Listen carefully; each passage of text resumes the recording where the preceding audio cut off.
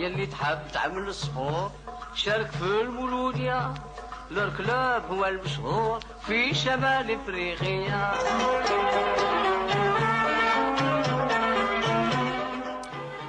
Bonsoir chers amis téléspectateurs, fidèles à Canal Algérie, bien évidemment, vous l'aurez compris à travers la musique et le titre de l'émission Sport en mémoire qui sera consacré cette fois-ci au centenaire du doyen des clubs algériens, à savoir le Mouloudia d'Alger. Pour la circonstance, nous avons le plaisir de recevoir des figures qui ont marqué bien évidemment ce club, ce grand club centenaire aux plusieurs disciplines, club multidisciplinaire.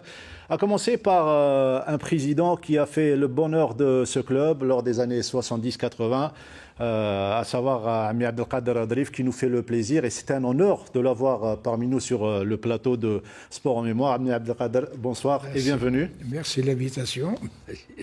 Vous êtes l'ami des Mouloudéens et le père des Mouloudéens actuellement. Vous êtes l'un des doyens et c'est un plaisir de vous avoir.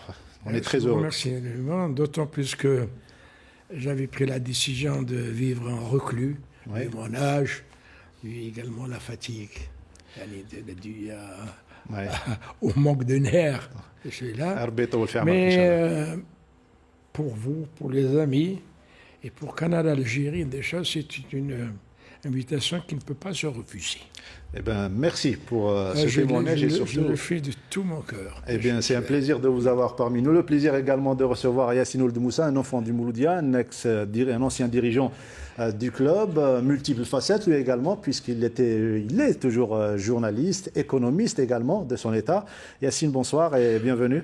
Merci pour l'invitation et pour honorer ce club historique, un des clubs qui ont mené le mouvement sportif national. Le mouvement sportif national est l'un des acteurs de ce mouvement, notre consultant maison, à savoir Abdelnour Kawa, qui nous fait le plaisir d'être parmi nous, même s'il est en vacances, mais pour le Mouloudia, il n'y a pas de vacances. Abdelnour, bonsoir. Bien sûr, bien évidemment, surtout à l'occasion de ce centenaire. Puis c'est avec un grand plaisir que je retrouve mon ancien président et ami Abdelkader Adrif, beaucoup d'émotions, ainsi que M. Ould Moussa. Ce sont deux légendes vivantes du Mouloudia. Et c'est une mémoire que nous avons aujourd'hui. Toute la mémoire du Mouloudia réside dans ces deux personnes. D'où le titre de l'émission Sport en mémoire. Absolument. Et en parlant de mémoire, on va retracer 100 ans de mémoire, les meilleurs moments de ce club doyen, le club doyen des clubs algériens. Voilà, le décor est bien planté avant d'entamer le débat sur la création, surtout sur l'année 2021. Votre amour pour le Mouloudia est certainement le même, mais l'histoire de ce lien affectif qui vous lie au club doyen est différente. Chacun a son histoire, à commencer par vous, Ami Abdelkader. Exact. Moi, j'appartiens à une génération qui n'est plus du jeune âge, qui a été marquée dans sa vie scolaire pour un jeune comme moi qui venait des hauts plateaux faire mes études au lycée Benaknou ici. Et j'ai rencontré une atmosphère à Alger propice à l'époque à attirer les jeunes Algériens dans le concept politique de l'époque, c'est-à-dire le nationalisme. On ne savait pas, très honnêtement, les tenants et les aboutissants des nationalistes. On était jeunes, on entend parler du PPA, on entend parler de celui-là. Mais ce que j'ai découvert ici, c'est que, à travers le Mouloudia, et c'est ça mon rapport avec le Mouloudia, c'est que quand on a 17 ans, et on arrive tout frais dans un milieu pareil, où baigner le nationalisme, où baigner la dignité, baigner des choses-là, j'ai eu la chance d'avoir cette formation politique de base, initiée par l'esprit du Mouloudia. Quand on dit école de Dieu, c'est pas au sens, disons, littéral du mot, l'école qui vous apprend, là. C'est une école qui inspire par l'exemple de ses dirigeants, de ses hommes. Et puis le clou, comment on arrive à avoir justement là, le clou, c'est que, vous savez, l'expression politique était inexistante. Ouais. C'était pratiquement de la clandestinité, des choses c'est là. Mais un endroit Bien précis. où l'expression était nette, c'était le stade. Ouais.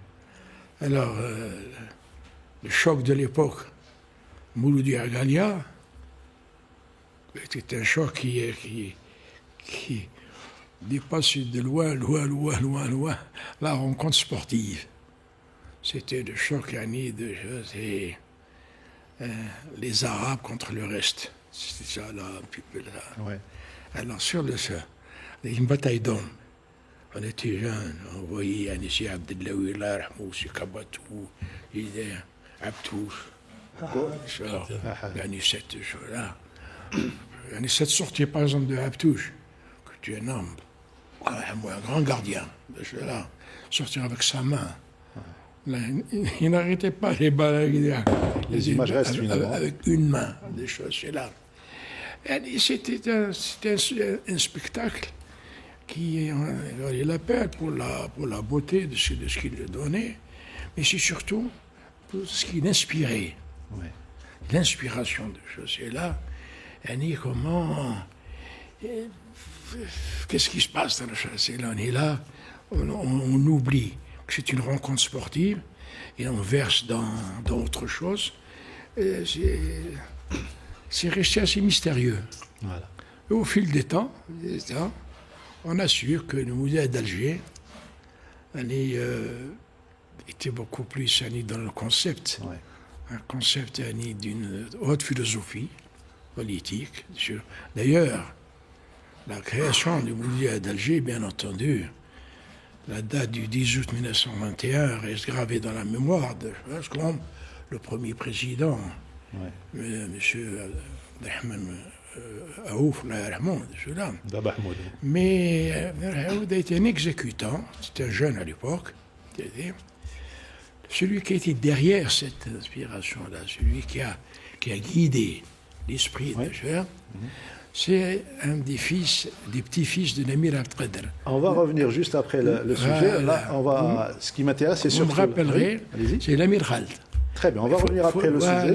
C'est parce que c'est tout un concept. Mais là, je voudrais revenir sur le plan sentimental, ce qui vous a poussé à devenir mouloudéen. Yassine, apparemment, c'était facile. Il y avait le papa qui était mouloudéen. Le rapport affectif que j'ai avec ce club, d'ailleurs, un club aux couleurs très particulières, puisqu'il y avait le vert et le rouge, ce sont des couleurs du nationalisme, si vous voulez, et l'étoile et le croissant, qui sont l'identité musulmane. Oui. Donc, avec ce club, la relation était très simple. Mon père était joueur de basket, d'abord d'athlétisme pour la vitesse. Ensuite, il est passé au volley. Après, il est passé au basket. Le volley, c'était une solution pour ne pas avoir de problème. Parce que le basket est un sport de contact. Mais ça aide là. Voilà. On va en parler tout à l'heure. Voilà. Et donc, je suis né dans le mouvement sportif. J'ai grandi au milieu des sportifs, et c'est normal que ce premier club m'a toujours impressionné, pas uniquement pour le côté sportif, mais surtout pour le côté historique, pour le côté structurant du mouvement sportif, et pour les valeurs qu'il a portées et qu'il porte encore. Et c'est comme un virus, ça.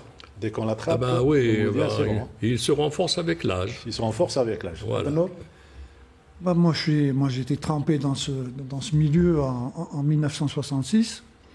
J'ai découvert ce Mouloudia, on en parlait, je ne connaissais pas. Bon, j'étais bien avant l'indépendance, j'étais encore très très jeune, mais j'ai découvert le Mouloudia en 66 et ça a été, j'y ai passé pratiquement 32 ans de ma vie.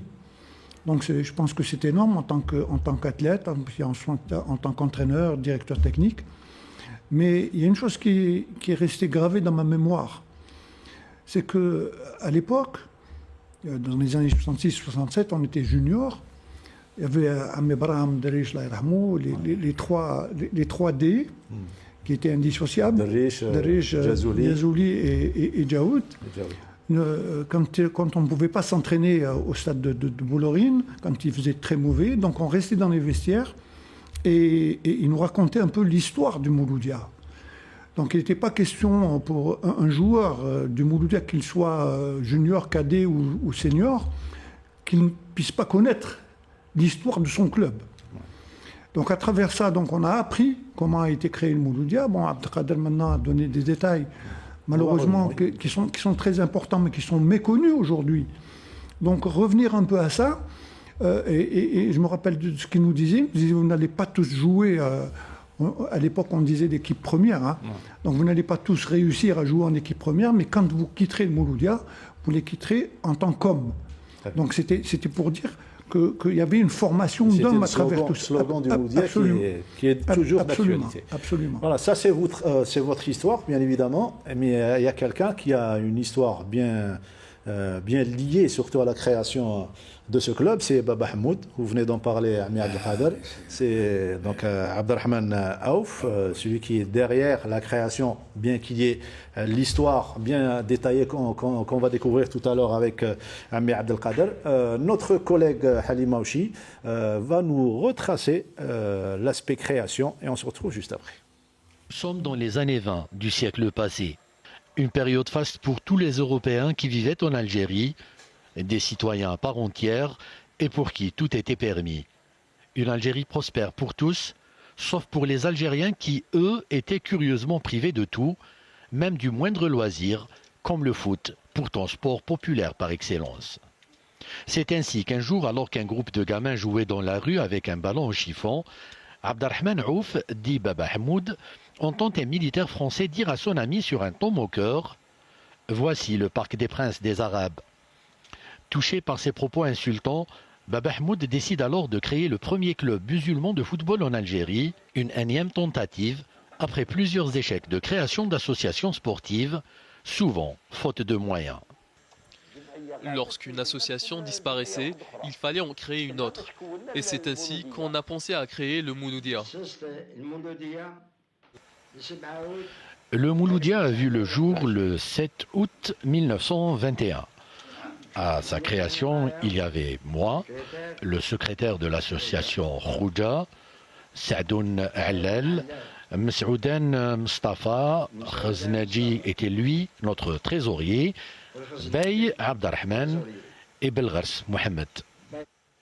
Une mission pas du tout facile, car il était urgent de trouver les hommes qu'il fallait, aussi bien dans le domaine sportif que dans le domaine administratif, pour gérer les affaires de l'association.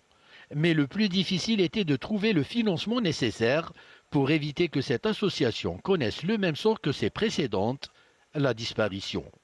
Mais la détermination de ses créateurs finira par donner naissance à ce club qui portera un nom symbolique et fédérateur pour tous les Algériens qui rêvaient d'avoir enfin leur propre équipe de football. Le Maoulid al-Nabawi, ou ce que nous appelons chez nous le Mouloud, et qui correspond à la naissance du prophète sallallahu alayhi wa sallam, était à nos portes. Et l'un d'entre nous nous a suggéré le nom Mouloudia.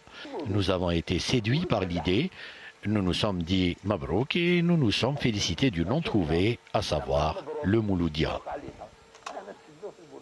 En plus du nom du club, le choix des couleurs du maillot était tout sauf anodin.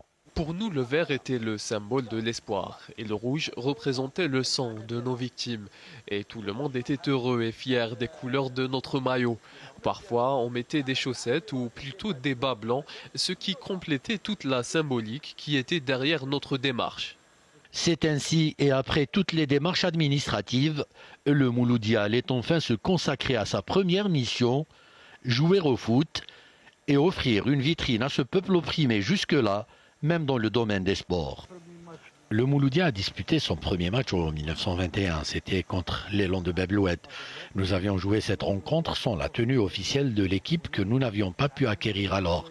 Nous avions perdu sur un score lourd, mais ce n'était pas grave, car le plus important pour nous était que ce jour-là, le club du Mouloudia a commencé à exister réellement. Une lourde défaite que les médias de l'époque vont s'empresser de relayer, moquant cette équipe dont il ne donnait pas cher de sa peau. Mais c'était sans compter sur l'abnégation et le nationalisme de tous les acteurs concernés, C'est ainsi que cette défaite sportive se transformera très vite en victoire, bien plus importante qu'un simple match de foot. L'esprit patriotique était ancré en chacun d'entre nous, tous les sportifs sans exception. Et c'est ainsi que le politique menait son combat pour notre cause et le sportif, lui, venait en soutien à cette lutte, notamment avec tout le monde qu'il drainait derrière lui dans les stades. Car ces milliers de personnes ne se déplaçaient pas simplement pour supporter une équipe.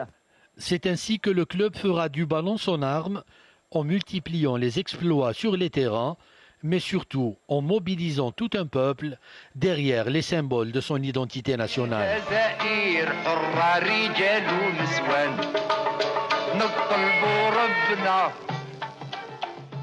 Vous venez de suivre avec nous donc un petit sujet préparé par notre collègue Halim Mauchi qui retraçait un petit peu la partie création, surtout le principe de départ de créer ce club. On avait interrompu tout à l'heure Amir Abdelkader Darif qui était en train de donner des informations supplémentaires concernant la période de création et bien avant, d'où est venue l'idée. Vous étiez en train de parler de Amir Khaled.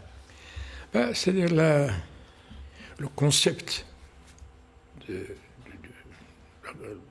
la création, de l'idée qui devait amener justement la création d'une association,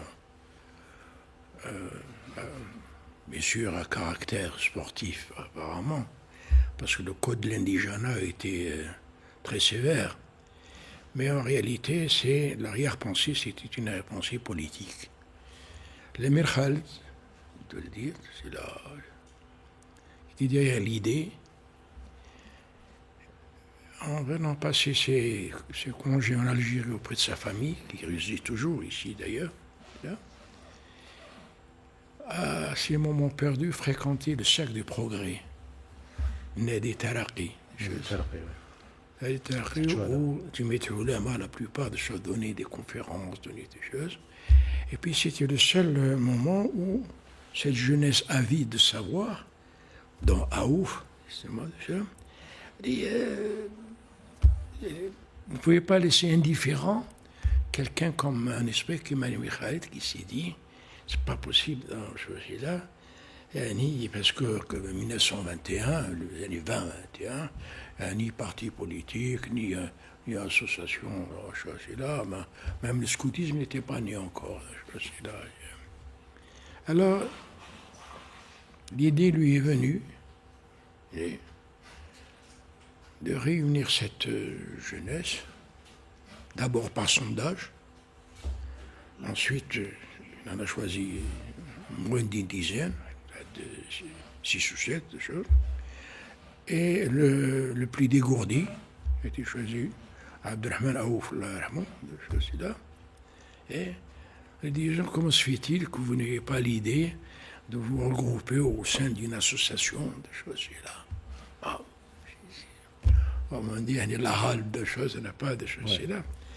Et ici, je vous suggérais une idée sur laquelle le code de l'indigénat, qui régissait les rapports des Algériens, des musulmans à l'époque avec l'autorité française, était aveugle dans le jeu, c'est là le volet sport. Elle dit, voilà, je vais vous aider à créer une association apparemment à caractère sportif de choses, mais en réalité, c'est son caractère réel de choses, c'est de l'arrière-pensée et politique. Voilà. Et c'est comme ça, on dit qu'il a appartenu à une tariqa, à la famille Taouma Amir Abdelkader, qui est très religieux, très religieux, extrêmement religieux sur la. Donc, le concept, le choix de la date sur laquelle on doit mettre ça en place, ne peut être qu'une date religieuse. Et il a suggéré la veille d'un Mouloud al-Nabawi, et il a dit, pourquoi ne pas l'appeler Mouloudiyat al-Jazair, Mouloudiyat, Mouloud, des choses là. Le choix des couleurs, comme signe de choix des couleurs, يعني ça طريقة نتاعو. يعني là, le drapeau نتاعهم, العلام نتاعهم هذا, c'était le vert et le rouge. معروفة هذه. سنجاق. سنجاق.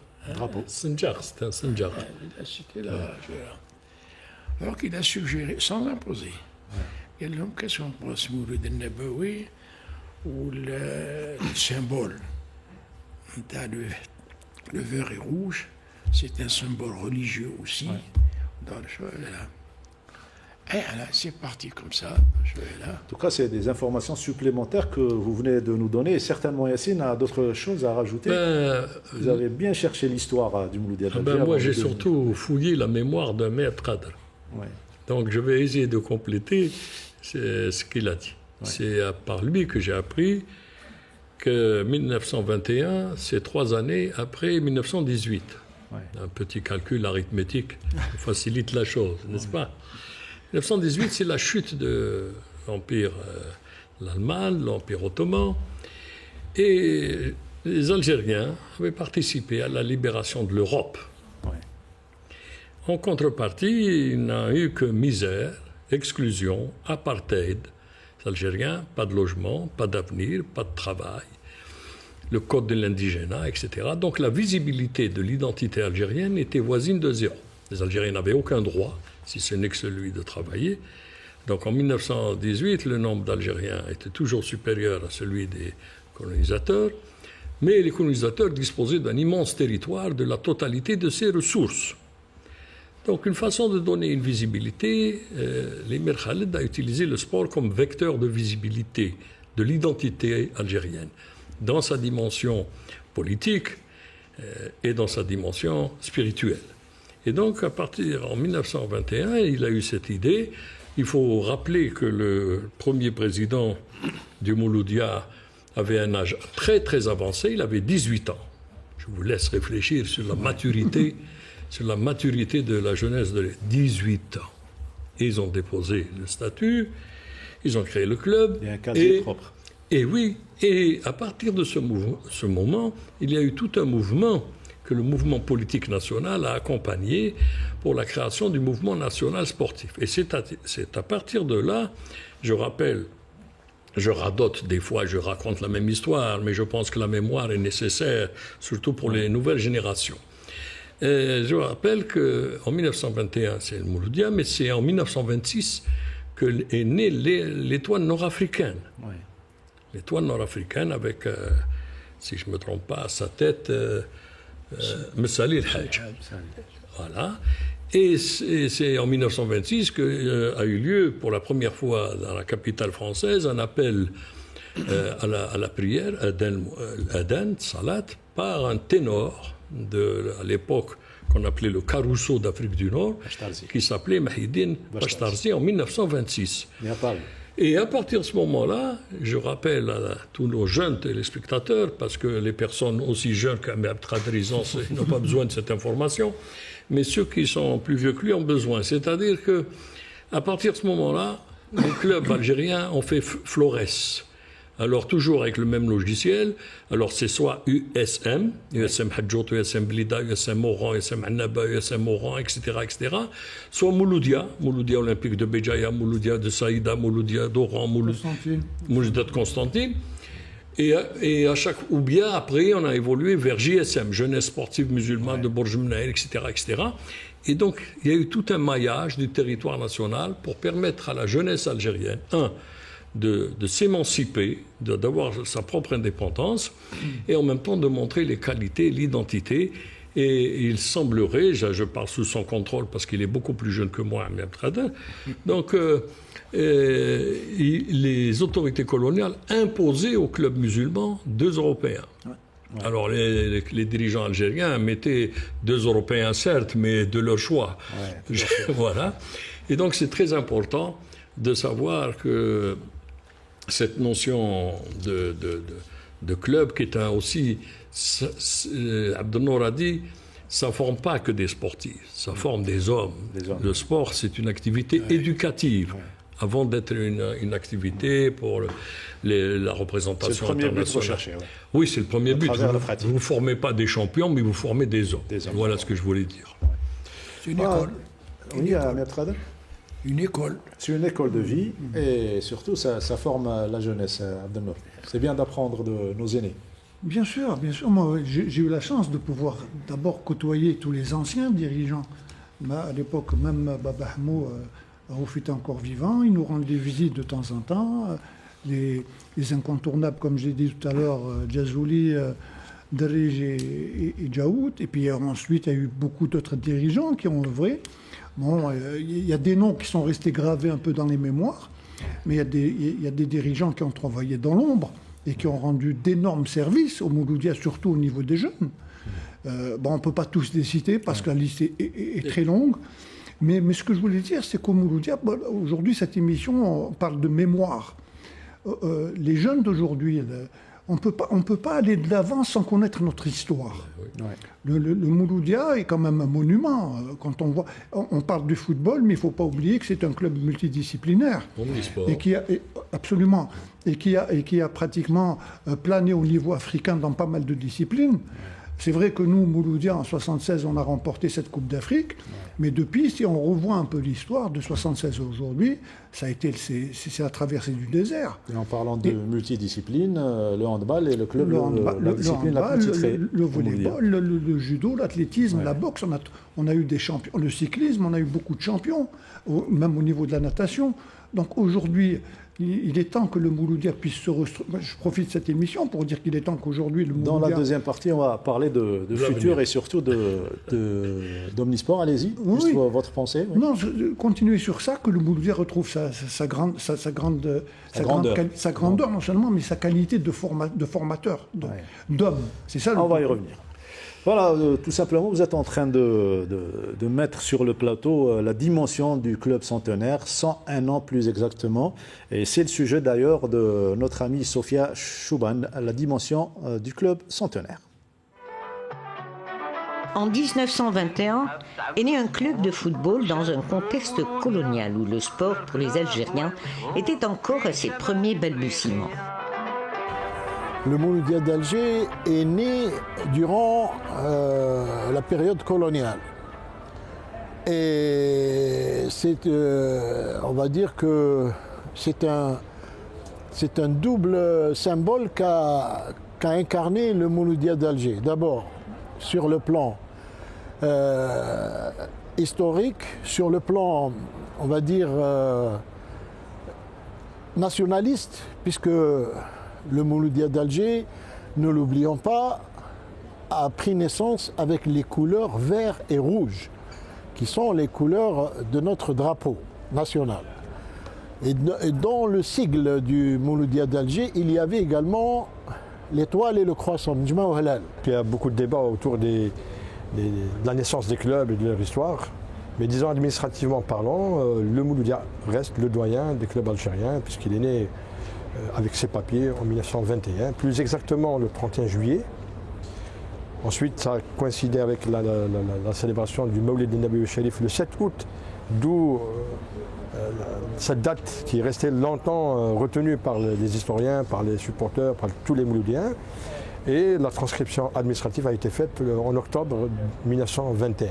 C'est ce qui a donné le nom Mouloudia. Et après, il y a eu bien sûr beaucoup de clubs qui ont pris cette appellation après le Mouloudia, qui a été le précurseur de cette appellation Mouloudia. Aujourd'hui, on trouve des Mouloudias à travers tout le territoire national, du nord au sud, d'est en ouest. Partout où vous allez, il y a des Mouloudias et c'est une fierté pour le football national et également une fierté pour ceux qui ont fondé ce grand club. Dès lors, un nouveau staff de dirigeants va mettre sur rail une formation sportive de foot, ce qui va inscrire dans la légende le club qui va accumuler des titres et des trophées plus tard. En plus, le Mouloudia d'Alger ne sera pas un simple club de football. les créateurs de ce club ont donné une dimension nationale, nationaliste, patriotique. Le Mouloudia est un club avec un autre club qui est venu un peu après, c'est l'USM Blida. C'était les deux seuls clubs qui avaient combattu de front avec le colonialisme.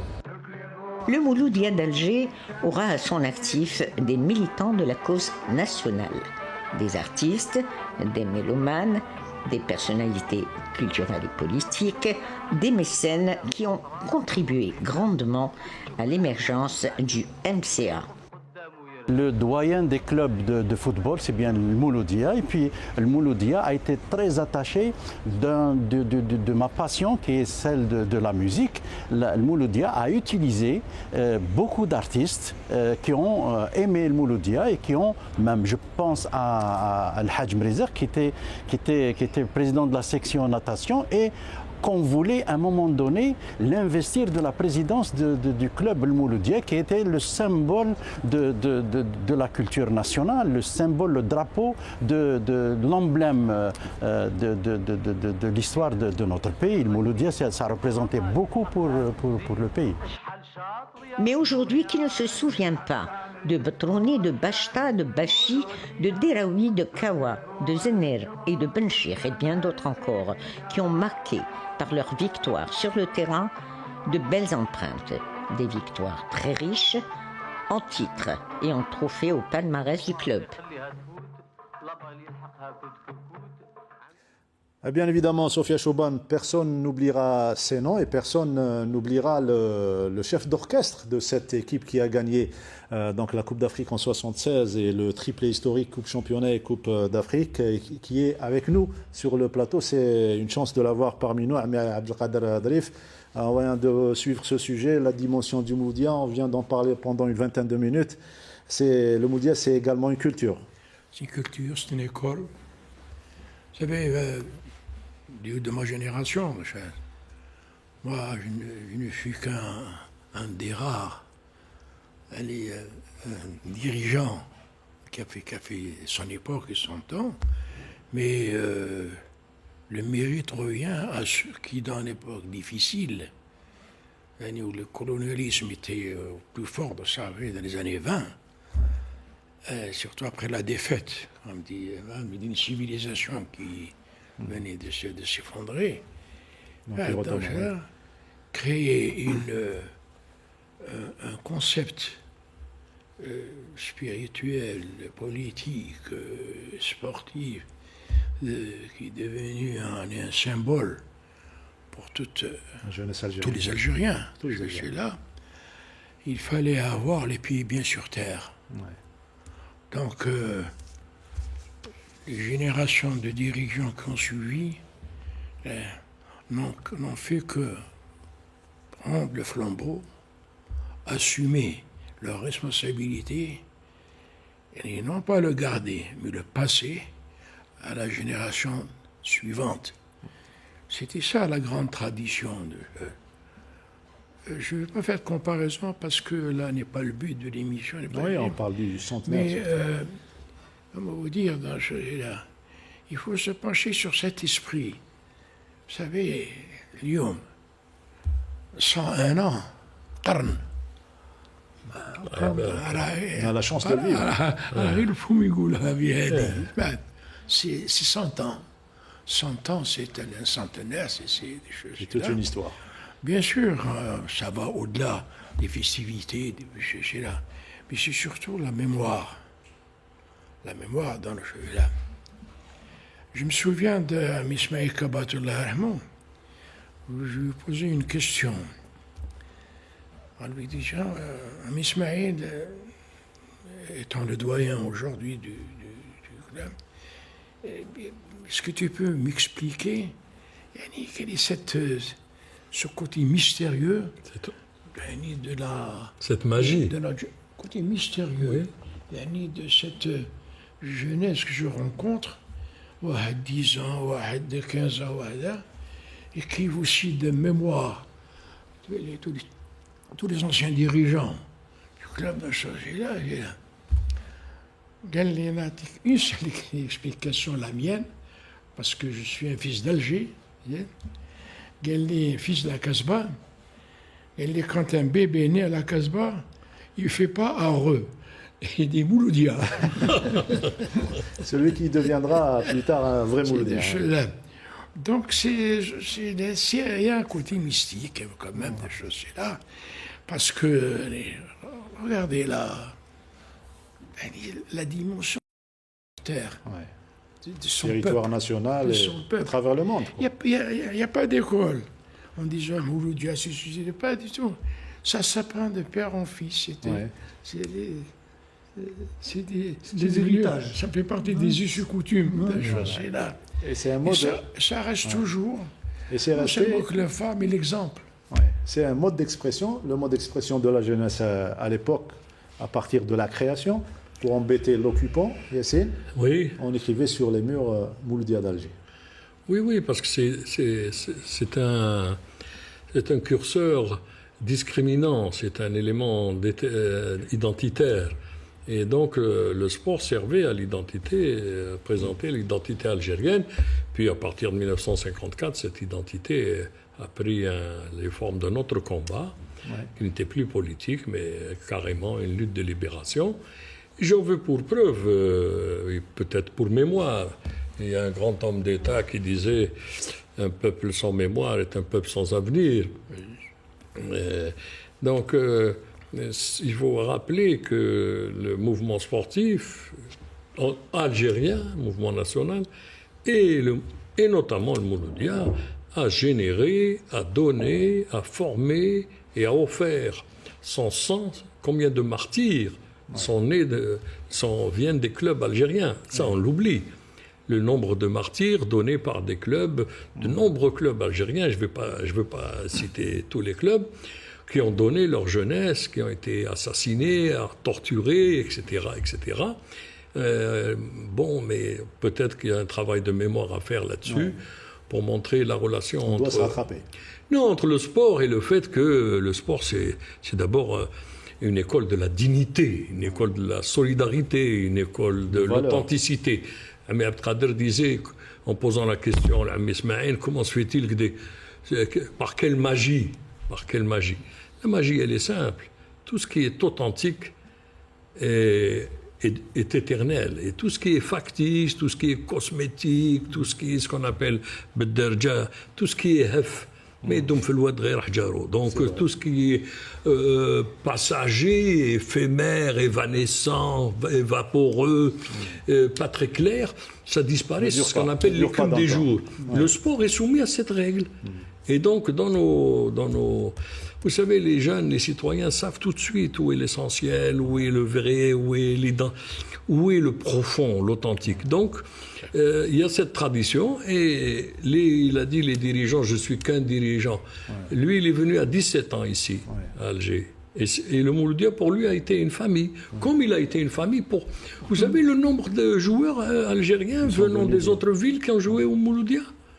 La première équipe était composée de joueurs venus des joueurs de Soukharas, de l'Almad, etc. De l'Eus, il y a eu beaucoup. Oui. Donc, il y a quand même une mémoire. Bien sûr, les médias ont une grande responsabilité dans la continuité, dans la transmission de la mémoire. Les médias, il y a aussi le système éducatif, et puis il y a le système sportif. Je voudrais juste rebondir sur une reprise de volée servi par mon jeune gardien de but, Abdelnour. C'est gentil de me rajeunir.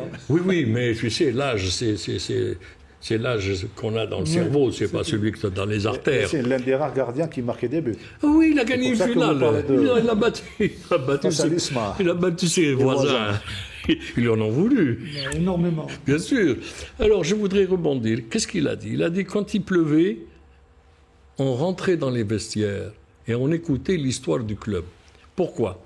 Dans les clubs européens, les clubs professionnels, je ne vais pas citer leur nom, et ils ont fait une expérience parmi les jeunes. Ils ont mis 2 équipes de minimes ou de cadets qui, après l'entraînement, sortait directement au stade et l'autre qui sortait par le salon du club, où il y avait les coupes, le passé, la mémoire, les vedettes, etc.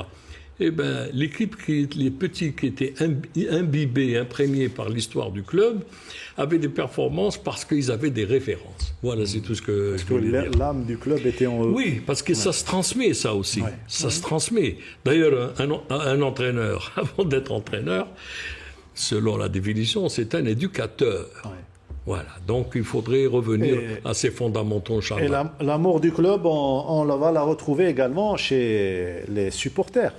Bien sûr. Aujourd'hui, de nos jours, avant je parlais des écrits sur les murs à Mouloudia d'Alger, aujourd'hui nous avons des graffitis. Ça s'est développé. Sophia Chouban s'est intéressée à ces jeunes et à ces graffitis surtout, et elle nous a préparé ce reportage.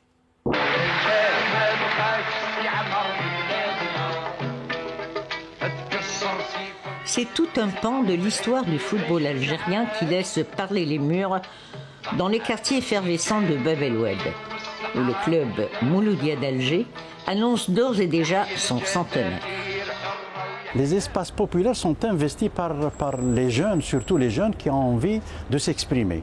Ils s'expriment artistiquement, ce sont des artistes en herbe. Déjà, il y a quand on regarde le travail, c'est un travail artistique fait par des artistes en herbe.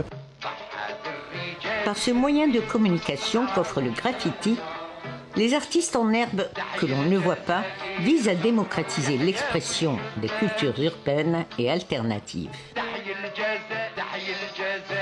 Mais un petit détour au cercle sportif du MCA des Trois Horloges en vaut la peine. On se retrouve au cœur d'un beau musée où sont conservées différentes archives depuis la création du club mouloudéen de 1921 à ce jour. مرحبا بكم راكم في داركم هنايا في المقر النادي الشعبي موت الجزائر في باب الواد. وهذا المقر هذا